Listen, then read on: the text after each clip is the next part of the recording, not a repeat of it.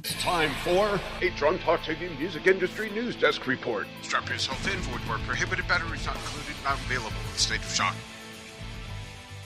Hey everyone, welcome to another Drum Talk TV News Desk Report, bringing you some of the latest music news as well as Drum Talk TV news. I'm Steven Schinder, and this is Shiley Graff. How are you doing this week, Shiley? I'm doing great. I'm very glad it's Friday. The weather up here in Wisconsin has finally been warming up. So, 30 degrees instead of 10 degrees is really nice. And yeah, I'm just looking forward to talking about all of the new stuff we've got on the agenda today. How are you, Steven?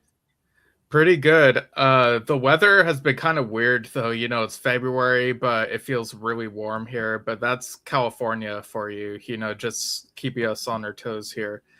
Now, for those of you tuning in, just want to remind you all that we do have a special going on up until February 15th, 11:59 p.m. Pacific U.S. time. It's our For the Love of Brilliance sale. You can use the discount code DTTVB14 and at checkout over at drumtalktvbrilliance.com. And that'll give you a full year of the premium membership for just $14. That's a great deal. You get access to previous and upcoming Q&As with artists and record execs and producers. And again, you get to ask questions if you attend those Q&As. And you also get perks for drumming challenges and all sorts of other fun stuff. So go drumtalktvbrilliance.com and check that out. Now, we come to this next segment. Now it's time for Icebreaker. All right, Steven, I have an icebreaker for you this week.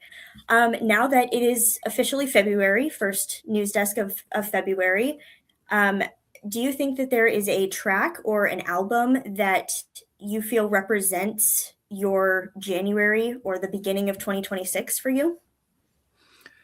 Oh, that's an interesting question, because I feel like one could go with something that came out that month, or it could be something that was discovered in that month. But yeah, I might need to think that over a little bit more. But do you have an answer in mind? Yeah, I do actually. So I have been revisiting some old, some bands that I used to listen to a lot more back in the day for me. So I actually revisited Three Cheers for Sweet Revenge by My Chemical Romance. It's their 2008 album. I thought it was really appropriate, just one, because of the sort of tone that the album has and the mood that it sets, but also because they've been in the news recently. So I have really just been enjoying some of their songs from that album. Nice.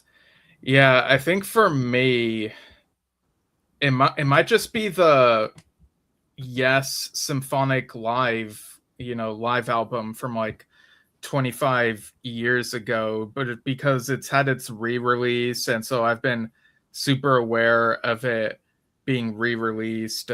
Just came out 2 weeks ago, and I've been getting my copies of it in the mail. But even before putting those copies on, I could still think of some of the songs that are on that. Don't Go, that one just sticks in my mind so easily. So I guess I'd have to go with that one. It was definitely one that I was looking forward to for a while in terms of January releases or re-releases.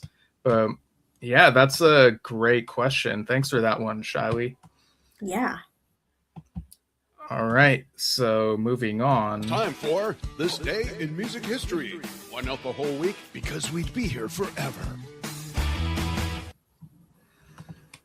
All right. Alrighty.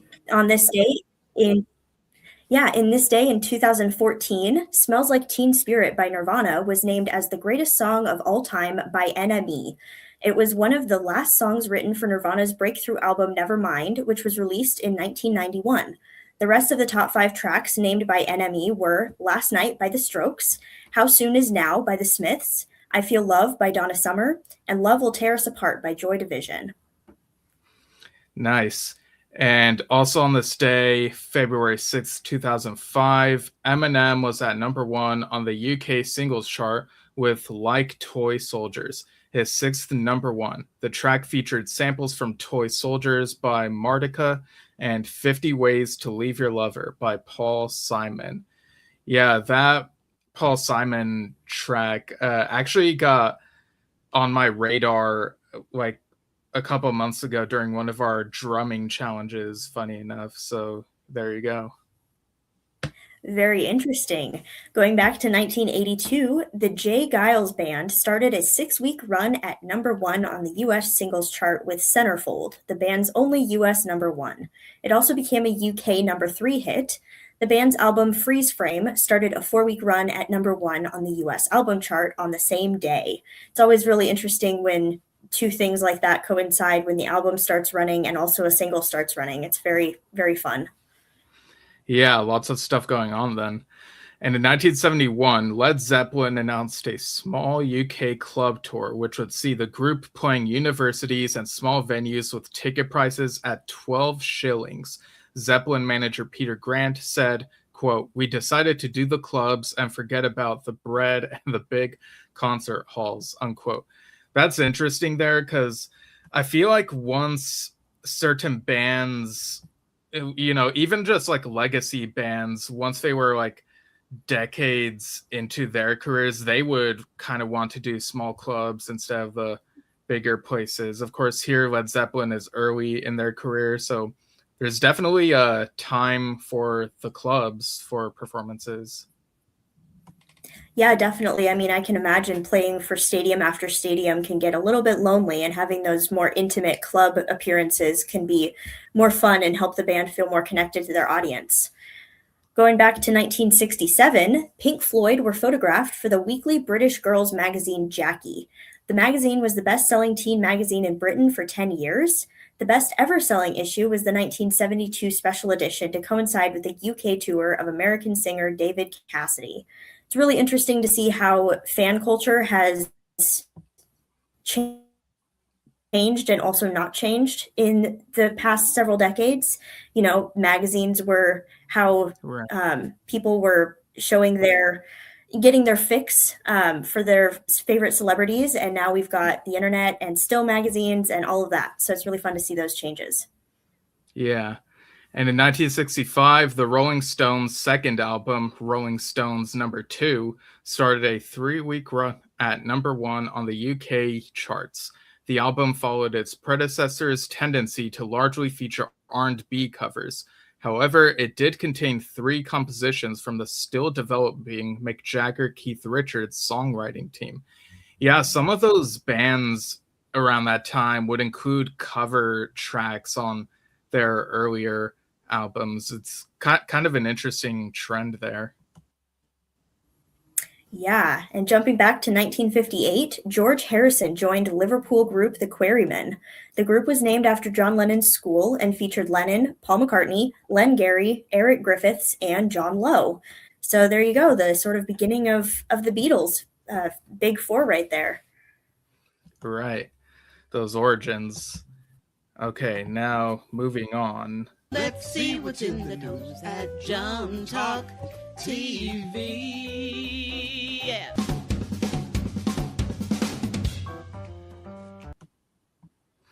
All right, folks, it's a new month, which means new drumming challenges. And maybe you've seen the posts about these, but just in case, reiterating it here. Send in your submissions to the Trick of the Tail Drumming Challenge, celebrating 50 years of Genesis's pivotal album, the first one to feature Phil Collins as a lead singer, though of course he also played drums on it still, and also participate in the Buddy Rich Tribute Drumming Challenge. Very influential drummer there. I feel like there are lots of drummers who, even if they don't sound like a copy of Buddy Rich, there's still techniques that people could maybe trace back to him. So submissions will be accepted until February 28th at 11:59 p.m. Pacific over at drumtalktvbrilliance.com. So send in those videos for a chance to win some great prizes. Free members can submit up to 2 videos for each challenge, and premium members can send as many as they'd like. And again, we got a good deal going right now till the 15th. Use our discount code DTTVB14. That's the number 14 at checkout for the premium level of Drum Talk TV Brilliance. You'll get that for a full year for just $14. And here are a couple videos about each of those challenges we're running. Show us your drumming tricks in a Trick of the Tail Tribute Drumming Challenge. Competition open February 1st to February 28th, 2026, 11:59 p.m. Pacific Standard Time. Celebrate 50 years of a pivotal Genesis album. Win up to $125 worth of prizes by playing along to official tracks straight from the first Genesis album to feature the amazing Phil Collins as the lead vocalist, though he still played drums on this one, of course. Win a gift certificate to a favorite music store. First place gets to have a Drum Talk TV interview. All the info, rules, and judging criteria are on the site. Free members can submit up to 2 videos per challenge. Premium members can submit as many as they'd like. Go to drumtalktvbrilliance.com. Enter the Buddy Rich Tribute Drumming Challenge. Competition open February 1st to February 28th, 2026, 11:59 p.m. Pacific Standard Time. Win up to $125 worth of prizes by playing along to official tracks featuring Buddy Rich on drums. Delve deep into his discography. Win a gift certificate to a favorite music store. First place gets to have a Drum Talk TV interview. All the info, rules, and judging criteria are on the site. Free members can submit up to 2 videos per challenge. Paid members can submit as many as they'd like. Go to drumtalktvbrilliance.com.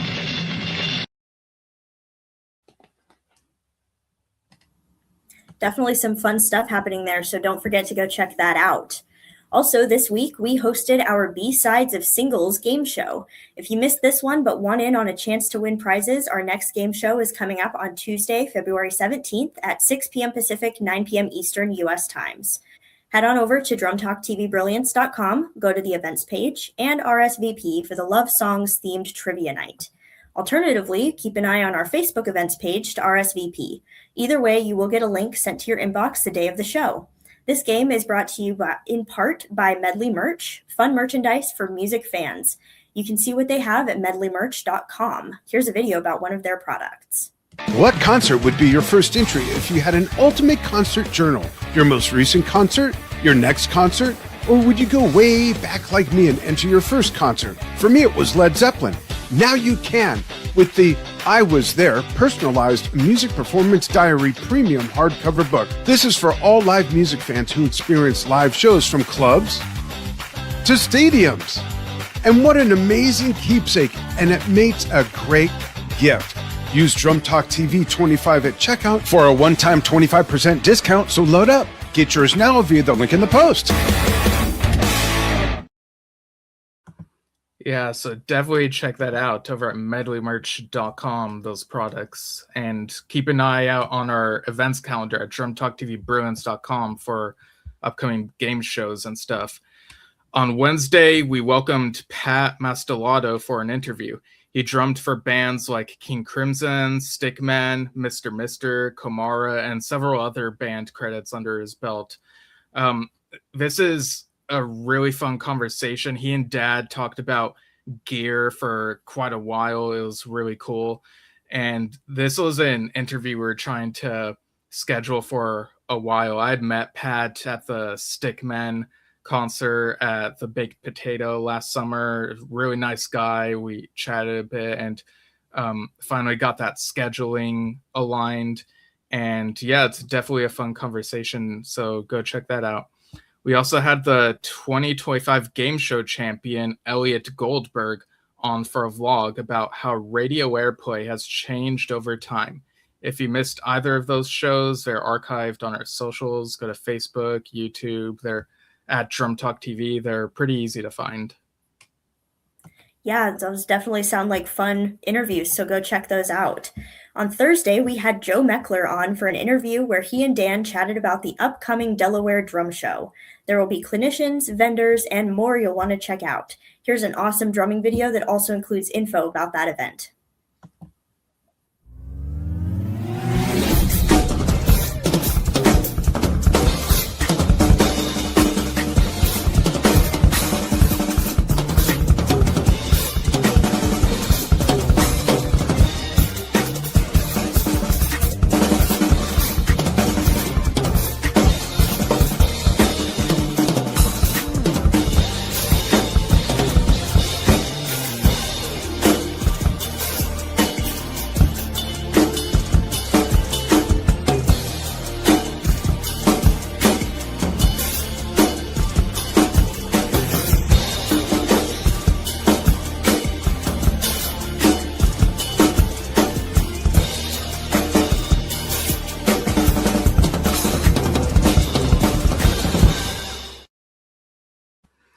Yeah, so for all the details, again, go to delawaredrum.com. It should be a really fun event, that one. Coming up next week on Monday, February 9th at 2 p.m. Pacific, Nick DiVirgilio will join us for an interview. Nick is known for his work with Spock's Beard, Big Big Train, Tears, Fears, and Mystery, and more. So he'll be talking with Dan about the new Big Big Train album, Woodcut. And speaking of Spock's Beard, I actually saw that band perform in San Pedro this past Monday, and then went live the next day on Yes Shift with a review of their show and their album, The Archaeoptimist. Dad is actually going to interview their current drummer, Nick Potters, who, funny enough, was recommended to them by Nick DiVirgilio later this month, so keep an eye out on that. And on Yes Shift, I'll also be talking about other albums going live tomorrow, Saturday, February 7th, at noon Pacific. I'll be talking about Asia live at the Budokan 1983 on vinyl, having talked about their second album, Alpha, last Saturday. And keep an eye out for when I talk about Yes's Symphonic Live and Tales from Topographic Oceans, as there's a super deluxe edition of that came out today. Also on Friday, February 13th at 9 a.m. Pacific, Dan will go live with Lou Calderola for another episode of Under the Influence. So again, go to drumtalktvbrilliance.com, go to our events calendar, and you can see all the things that are coming up. But now that we've gone through all that, we of course have to shift gears for a bit, as we always do during this part of the show. And now a moment to acknowledge those who have passed. All right. Parthenon Huxley, known for his solo work, producing and collaborating with alternative rock band Eels and touring with ELO2, passed away on January 30th. Parade reported that his wife made the announcement online, saying he died in his sleep, but no cause of death was given. Huxley, born Richard Willett Miller, first gained traction as a musician with the single Buddha Buddha Buddha in 1983. He moved to Los Angeles after signing with Columbia Records and released his debut album Sunny Nights in 1988. He adopted the name Parthenon Huxley to represent his love for Greek culture, as he spent some time in Athens in his youth, and for author and philosopher Aldous Huxley. Mark Oliver Everett, better known as E and as the frontman of Eels, shared a tribute on social media, saying in part, quote, "So sad to hear of the passing of my old friend Parthenon Huxley. He was a big part of my early days in Southern California, the first person I ever met who had put on a record. We wrote songs together and he produced my first album, A Man Called E. We kept in touch over the years and he joined us on stage at the Fillmore in Silver Spring, Maryland, one of the last shows of our latest tour, a full circle moment I'm very grateful for." Huxley was 70 years old. Right. And Chuck Negron, founding member and lead vocalist of Three Dog Night, passed away earlier this week at the age of 83. Deadline reported that he had been battling chronic obstructive pulmonary disease and heart failure in the months leading up to his passing. He joined forces with Danny Hutton and the late Corey Wells in 1967 to form Three Dog Night, which blended R&B, rock and roll, and urban doo-wop. They found success with their techniques and produced nearly 24 top 40 Billboard hits through the late 60s and early 70s. Negron's lead vocals appear on classics like the two-time Grammy-nominated Joy to the World, Jeremiah Was a Bullfrog, One is the Loneliest Number, Easy to Be Hard, Old-Fashioned Love Song, The Show Must Go On, and more. Three Dog Night eventually expanded to include several other members, many of whom continue to tour as Three Dog Night.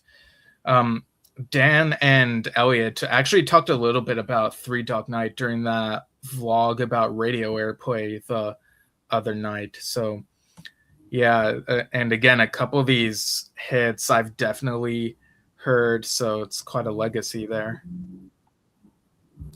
Yeah, certainly. And Lamont McLemore, founding member of the vocal group The Fifth Dimension, passed away this week. The Associated Press reported that a family representative confirmed his passing, saying he died of natural causes after suffering a stroke. The Fifth Dimension had broad crossover success and won 6 Grammy Awards, including Record of the Year twice, for 1967's Up, Up and Away and 1969's Aquarius, Let the Sunshine In. Both were also top 10 pop hits, with the latter a mashup of songs from the musical Hair, spending 6 weeks at number 1. The group found a wide range in audience and soon made regular television appearances and performed at the White House and on an international cultural tour organized by the State Department. Former band member Florence LaRue shared in a statement that McLemore's, quote, cheerfulness and laughter often brought strength and refreshment to me in difficult times. We were more like brother and sister than singing partners, unquote. He was 90 years old when he passed, and he will definitely be missed. Yeah, that's a long life there. So, folks, give these people a listen whenever you have the chance, to put something on.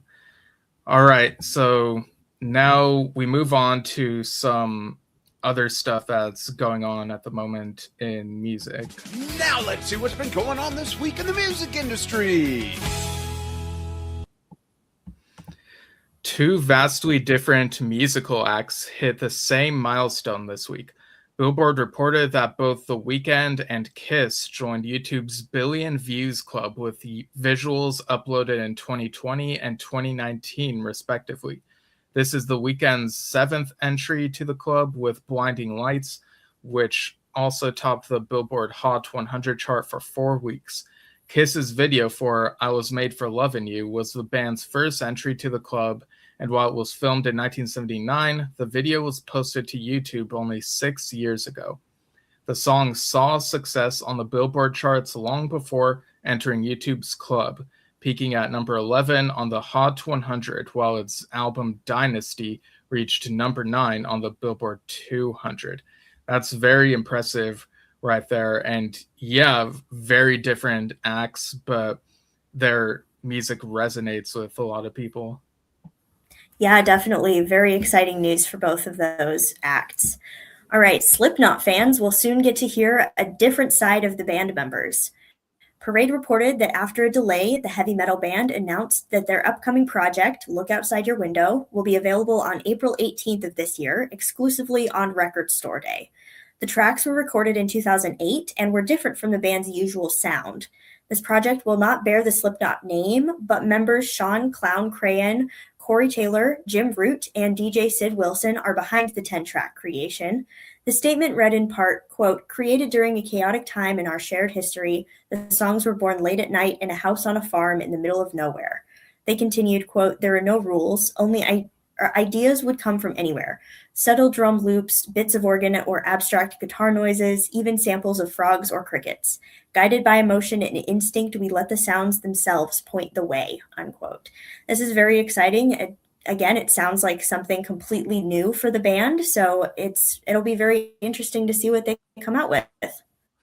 Yeah, and with those band members, with any project they do, like I think people could maybe, familiar with Slipknot, find traces of, okay, this kind of sounds like that, but it could also be like its own new thing. So this will be fascinating to keep an eye on.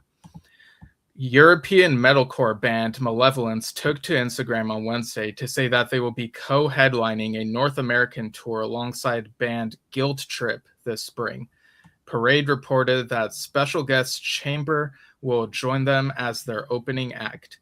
The tour is being billed as representing United Kingdom metal and hardcore across North America 2026 tour, and is scheduled to hit multiple cities, including Montreal, Toronto, New York City, Philadelphia, Pittsburgh, Nashville, Houston, and more. The acts will kick off the big event in Detroit on March 31st, traveling around North America before wrapping up in Milwaukee on April 23rd. Yeah, that's quite an interesting tour name. You know, it really feels like it runs the gamut in terms of like how much you can include, but really cool. Yeah, definitely. You know, sometimes long tour names are the way to go. All right, the Grammy Awards were this past weekend, and two notable stars made Grammys history. The Guardian reported that Kendrick Lamar became the most awarded rapper in Grammy history, breaking Jay-Z's records. Lamar picked up 5 awards this year, making his grand total 27 Grammys. Bad Bunny, the Puerto Rican rapper set to headline the Super Bowl halftime show this Sunday, became the first Spanish-language artist to win the Album of the Year. Other notable Grammy Award winners this year included Billie Eilish winning Song of the Year for Wildflower, Olivia Dean winning Best New Artist, Lady Gaga for Pop Vocal Album and Dance Pop Recording, and even Steven Spielberg, who achieved EGOT status with a Grammy win for the Best Music Film for the documentary Music for John Williams. This is a really incredible year for the Grammys, I think, that, you know, these two record-breaking artists and, you know, all of the big artists that came about and won awards this year, they were all very well deserved. Yeah, and if this is the same documentary about John Williams, I think I've seen that one. I think I saw that on Disney Plus a little while ago. It's very informative. All right, now late country music icon Toby Keith has received numerous posthumous honors and is now set to receive another one in his home state of Oklahoma. Parade reported that Keith, along with fellow late country music hall of famer Kenny Rogers and acclaimed actor Ed Harris, is among the 2026 inductees at the 65th Annual Western Heritage Awards. The ceremony, hosted by the National Cowboy and Western Heritage Museum, will take place this spring in Oklahoma City and will award Keith with the Special Directors Award. Crystal Keith, the singer's daughter, spoke on the family's behalf with a statement online, saying, quote, "This honor reflects the life my dad lived and the values he stood for. We're grateful to the National Cowboy and Western Heritage Museum for recognizing his place in history and how his career served and celebrated the heritage of country and the Western way of life. This comes nearly exactly 2 years after Keith's passing." All right, so that's quite nice that they're giving Toby Keith that honor, you know, given the large footprint that he had in the genre. Yeah, definitely. Yeah, he passed away on February 5th of 2024. So definitely a good thing for his family, and glad that he's being honored and has fallen out of the touring spotlight in recent years, is hitting the road again this year. Parade reported that the band Perry, best known for their 2010 breakout hit, If I Die Young, announced new tour dates this week for their Psycho Rodeo Tour. The band, which consists of sibling trio Kimberly Perry, Neil Perry, and Reed Perry, have remained active in the last few years, but has not maintained a consistent national touring presence, as they've experimented with new sounds and independent releases. The tour is set to kick off on February 13th in Buena Vista, Colorado, before hitting 3 other Colorado stops and moving to Nashville, California, Florida, and more. The announced dates wrap up on August 29th in Huntingburg, Indiana, though the band said more dates are coming soon. First of all, I thought that them choosing to kick off this tour with a stop in Buena Vista was a very interesting choice. It is a pretty small town a couple hours away from where I live back home. And so very interesting choice there. They're also going to Aspen and Beaver Creek. So, not the big known stadiums or stops, but very interesting. Also, this song, If I Die Young, was one of the most defining songs, I think, of my early childhood and, about middle school, late elementary school for me. So really interesting and glad that they're, coming back around and that they're still an active band. Yeah, it's quite nice when they go to the smaller places because, there are some places that don't get to have certain bands come to them. So it's really nice. 90s rock band Stained announced a tour celebrating the 25th anniversary of their breakthrough album, Bread the Cycle. Parade reported that the tour will bring the band back on the road for much of 2026 with a lineup featuring special guests Seether and support from Hoobastank and Hinder on select dates. The album, originally released in 2001, marked a turning point for the band when it became their most commercially successful.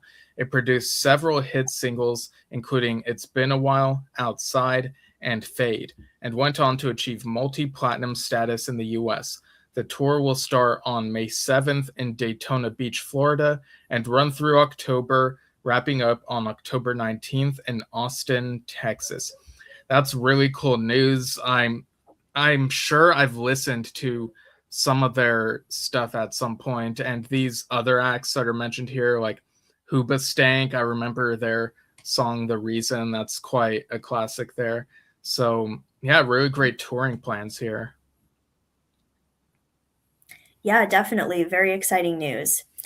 Noah Kahan is doing his best to bridge the great divide between cities across North America with a stadium tour this summer. Billboard reported that the folk singer, best known for his 2022 album Stick Season, is trekking across North America with supporting act Gigi Perez, beginning June 11th in Orlando, Florida. The announcement came on Monday, just the latest piece of news from him recently.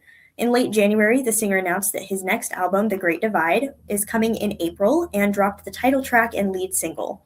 Additionally, his still untitled documentary chronicling his life in recent years found a home at Netflix, but does not still have a release date. Kahan will make notable stops along the tour, such as Boston's Fenway Park, Washington, D.C.'s National Park. Also very exciting news. I personally am a very big Noah Kahan fan, as we've discussed in recent weeks. And so I'm very excited. There may be a chance that I get to go see him at one of these shows in the summer. So I'm very excited for that opportunity. Nice. Yeah, we'll have to hear all about it. All right. So next up, let me just pull up this image. I'll zoom in a little bit more.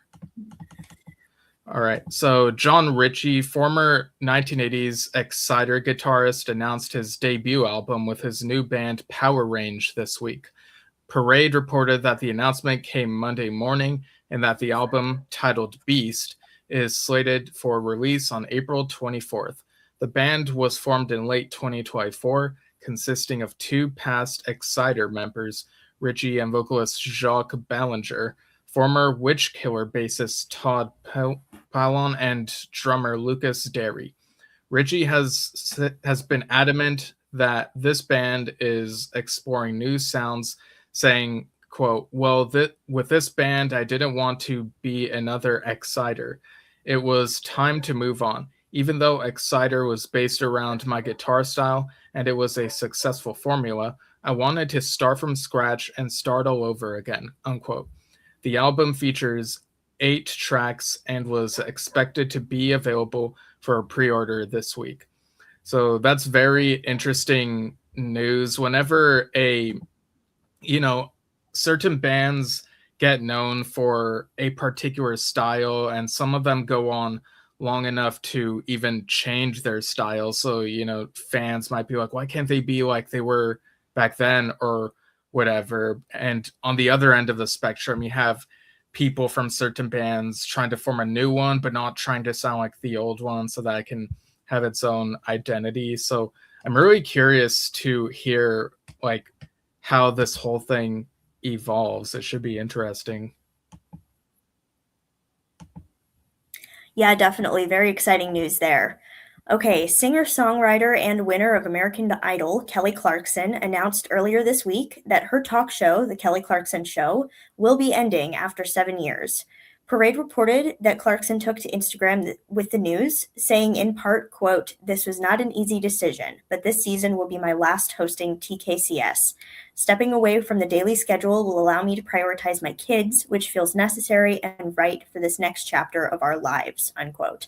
Clarkson's ex-husband, Brandon Blackstock, passed away in August of 2025 after a battle with cancer, and prior to his passing, Clarkson had shared that she'd been focusing on her kids as they dealt with their father's illness. She continued in her statement, quote, "This isn't goodbye. I'll still be making music, playing shows here and there, and you may catch me on The Voice from time to time. You never know where I might show up next," unquote. The show will conclude at the end of this season, but an exact date is yet to be announced. I actually remember when this show was first announced that it was going to be on the air, and I remember watching the first couple of episodes. She does a segment every show called Kellyoke, where she covers a song that is a request from the audience.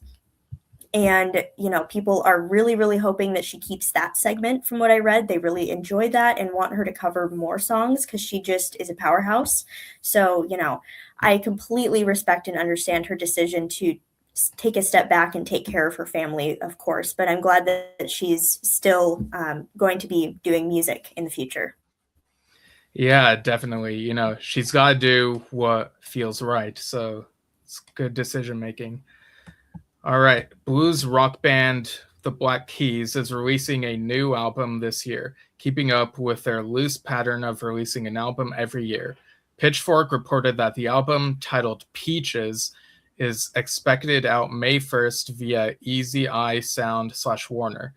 Lead single You Got to Lose and its music video is paving the way for the band's return.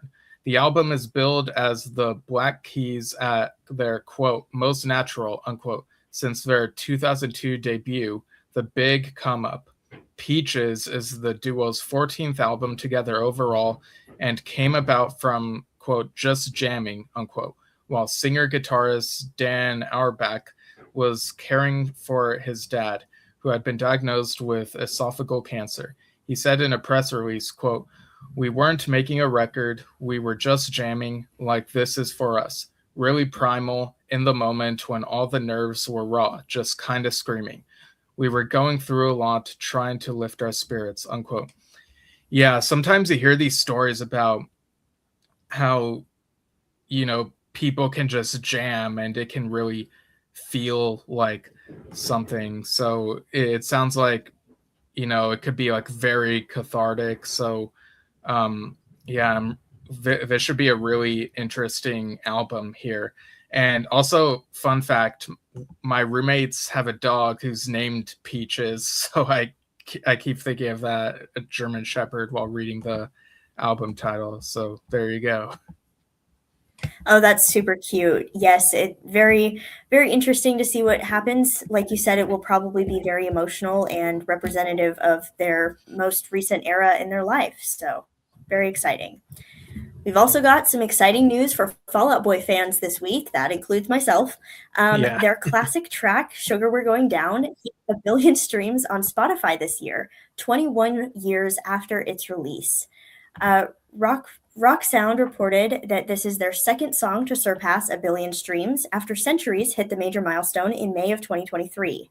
Some of the band's other most recognizable songs are quickly approaching the milestone, with Thanks for the Memories sitting at 963 million streams, and My Songs Know What You Did in the Dark, Light 'Em Up, sitting at 825 million streams. This week also marks the 13th anniversary of Fall Out Boy's reformation after going on a 3-year hiatus. They announced their 2013 album, Save Rock and Roll, and a reunion tour on February 4th of 2013, using a photo of the band's members throwing their old records in a bonfire, representing a new era. The first single of the album, My Song Know What You Did, with the announcement. Honestly, Save Rock and Roll might be one of my favorite albums from their discography. It's a really good album. I don't think that there's any skips. I know some people are going to say there are, but I really enjoy all of the songs. And, you know, I didn't become a fan until after the release of their 2015 album and, you know, after Centuries blew up and everything. But I have since then obviously listened to every album and probably every song that they've ever done. And I love them, and Sugar We're Going Down is definitely one of the most recognizable Fall Out Boy tracks ever, so it's not a shock that it was the second one to hit 1 billion streams. Right. Yeah. And, you know, when listening to albums, I don't know if I'm in the minority here, but I don't really skip tracks. Like, if I go in with the goal of listening to an album, I want to listen to the whole thing. So I don't know. It varies from person to person, I'm sure. Here's a reminder of what's coming up soon Yeah, on Drum Talk definitely. TV. Soon. All right. So, folks, don't forget to send in your submissions to our 2 drumming challenges this month. The deadline for both the Trick of the Tail drumming challenge and the Buddy Rich tribute drumming challenge is 11:59 p.m. Pacific on February 28th. Go to drumtalktvbrilliance.com to send in your submissions. Free members of the site can submit up to 2 videos for each challenge, while premium members can share as many as they'd like. Yes, and don't forget to head over to the events page on drumtalktvbrilliance.com to RSVP for our next game show, Love Songs, on Tuesday, February 17th at 6 p.m. Pacific, 9 p.m. Eastern. We also still have our discount code deal going by February 15th at 11:59 p.m. Pacific. Use the code DTTVB14, all caps, one word, to get a year at the premium level of Drum Talk TV Brilliance for just $14. Thank you, everyone, for joining us for this News Desk report on this Friday, and hope you enjoyed it, and we'll see you next week. Have a great weekend. Yeah, definitely. Thanks, everyone, and we'll see you all soon.